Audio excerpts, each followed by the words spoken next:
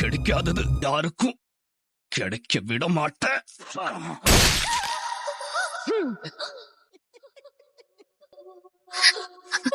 இளவரசி பக்திவா, என் ஜீவன் போயும் உண்மையை சொல்.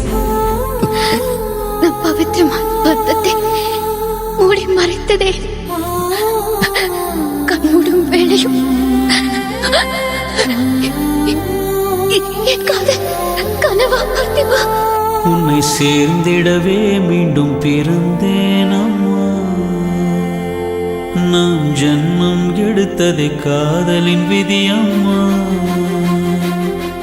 உன்னை சேர்ந்திடவே மீண்டும் பிறந்தேன் அம்மா.